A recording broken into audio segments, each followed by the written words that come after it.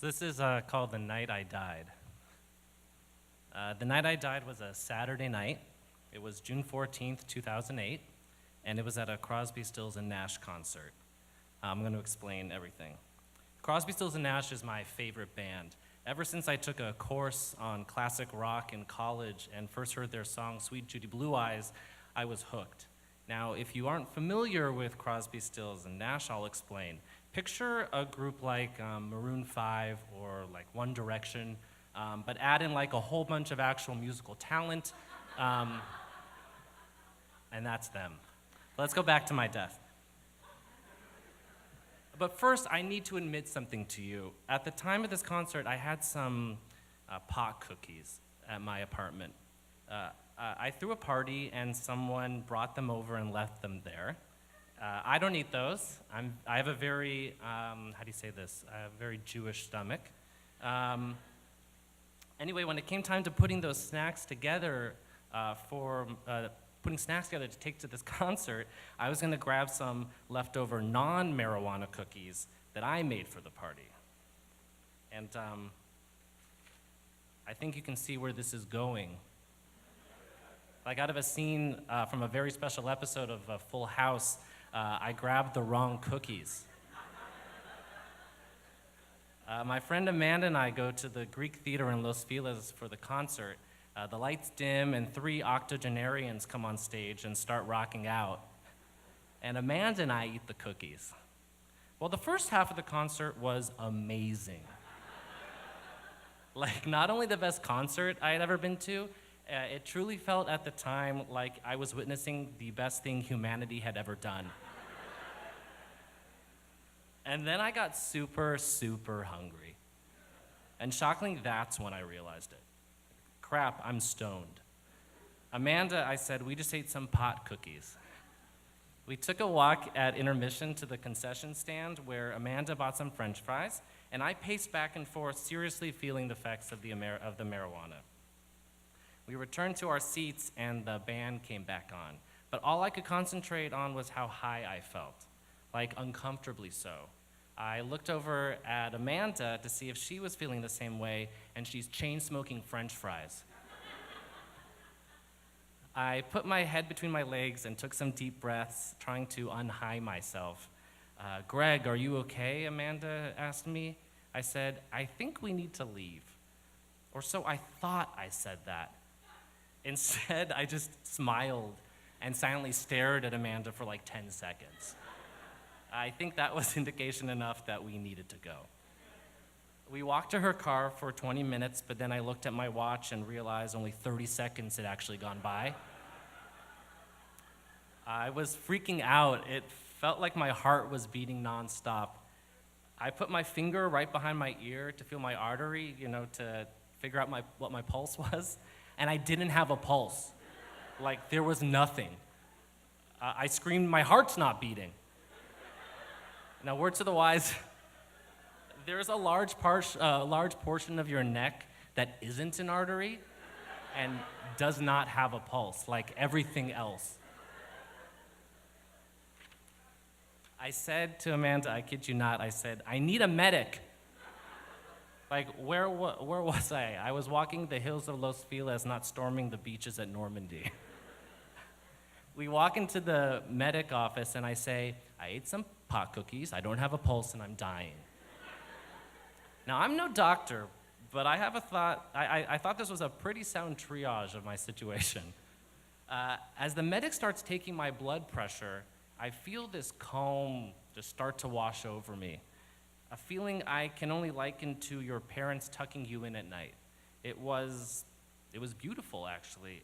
I could feel myself slowly slipping away. My eyelids grew heavier and heavier. I turned to Amanda and said, Amanda, I'm dying. But it's okay. This is how it happens for me. This is my time. A vision started to form in my mind. I saw myself at the beach, a place I hate, by the way, and I was slowly, confidently walking into the ocean. Oh no, Greg, Amanda said through tears. I said, "It's okay. This is it. Tell my family, tell everyone, I love you all very much." It got brighter and brighter and brighter, and then I died. And then I woke up, and the medic was still taking my blood pressure. And then I died again. And then I woke up, and I was surrounded by paramedics asking me what I took. And then I died again. And then I woke up, and I was being wheeled into an ambulance. And then I died again. And then I woke up, and I was in a hospital room surrounded by my best friends. And then I died. And then I woke up in my apartment, in my own bed. And I thought, oh, hell yes. That was all a dream. I took a deep sigh of relief, and then I felt something on my chest. It was a leftover heart monitor pad, and I realized this dream was a nightmare, and it was very, very real. And that's the end of the story, or so I thought. Because later that day, all of those blacked out holes between "and then I died" got filled in. So let's go back to when the paramedics asked me what I took. I pass out, and Amanda calls our friend Sarah to tell her what's going on. Greg had a bad reaction to some pot cookies, and he's going to be taken to the hospital. Sarah abruptly ends the date she was on and heads to the hospital. Fast forward to me being wheeled into the ambulance, and then I pass out. Apparently, I was scared to be alone, so Amanda, who is fine for some reason, rides with me in the ambulance. She and Sarah call the other friends in our group to tell them what's going on. They all proceed to drop whatever it is they are doing. I think actually one of them was asleep in bed, and they all head to the hospital too. It's now like 1 in the morning, and I'm drugged up on the Ativan they pumped into my system.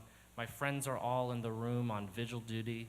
Apparently, I'm so out of it, at one point I sang along to the beep of the heart monitor machine.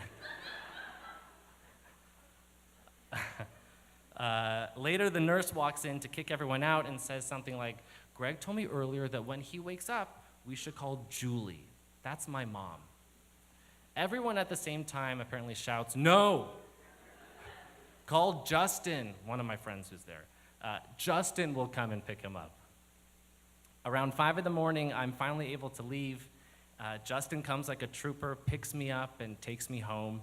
And now we're caught up back to the moment I feel the heart monitor pad on my chest as the weight of reality starts sinking into my brain. So let me be the one to say it, because I'm up here and this is my story.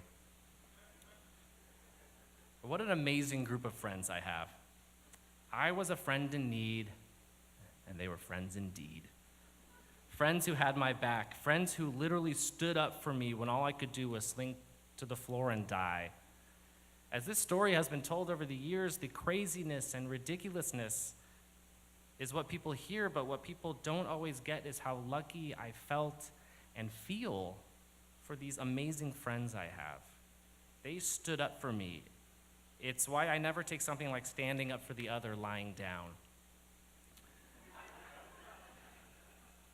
I feel so lucky and grateful and honored to have experienced true selfless friendship. And there's another reason I feel so lucky. It's because I got a second chance, a new lease on life. Because the night I died is actually the night I learned what was worth living for.